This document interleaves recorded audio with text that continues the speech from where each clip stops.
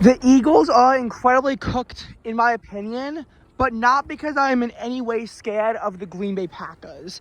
We handled the Packers when we played in South America, and effectively we had a home game taken away from us and was turned into a neutral site. The Eagles won 34-29, and this was with Jalen Hurts turning the ball over 3 times, which he's cleaned up significantly since, and it was back when the Eagles were still the relatively trash version of themselves. However, the Eagles are still cooked in the playoffs. And the reason why is because of the Tampa Bay Buccaneers, which honestly is probably the worst matchup that the Philadelphia Eagles could have to take on. If the Eagles, who are the 2 seed, are stuck playing Tampa, who's a 3 seed in the divisional round, I really don't see the Eagles making it out of the divisional round. We gotta, I know it's gross, we have to pray that the Commanders, and this is, of course, assuming that the Eagles even beat the Packers in the first place, which should happen, but is not a guarantee. But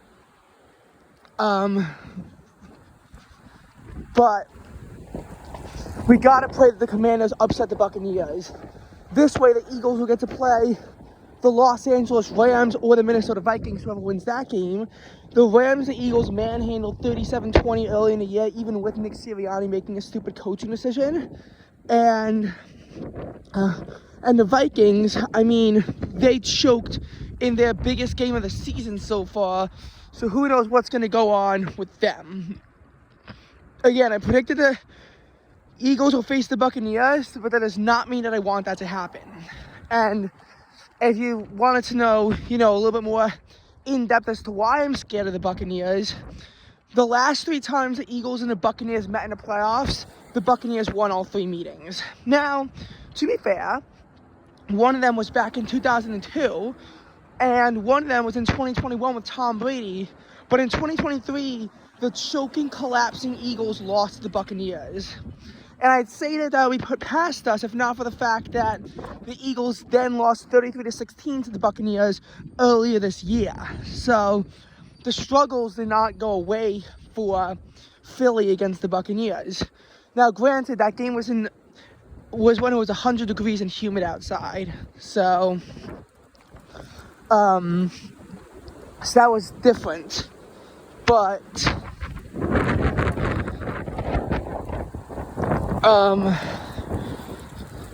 it was still a not good showing, and it shows that the Buccaneers are one of the few teams that can consistently handle the Eagles.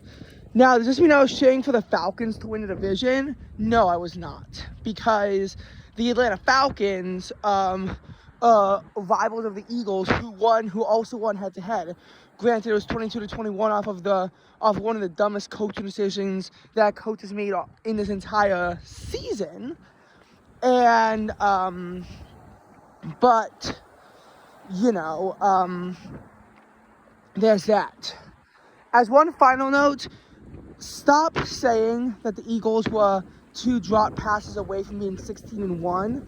First of all, it doesn't take into account the full story, and second of all, if you look at it that way, you have to look at it the other way.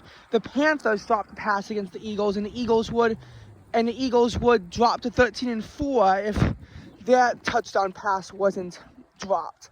In the case of the Falcons, if that pass was never even thrown in the first place, they'd only have 50 seconds to march down the field, and they'd have to throw a pass from at least 20 yards out to be able to win the game. Meanwhile, against the Buccaneers, even if Devontae Smith catches that pass, then the Eagles, who are only up by 2, could still have to give the ball back to the Commanders with 20 seconds left, and we know Jane Daniels can pull off a Hail Mary. He did it against Chicago. And as far as the other thing is that many say it was a walk-in touchdown. Well, yeah, it might have been a walk-in touchdown to go up by 8 points. Jake Elliott is nowhere near automatic. If he misses that extra point, it's still a 1-score game.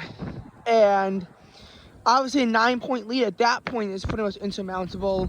But again, like, the chances of winning if he catches that ball are like 97% instead of 75% when he dropped it, which ultimately turned out to be an Eagles loss. But you never know, because this was one of those weird situations where like they still had time.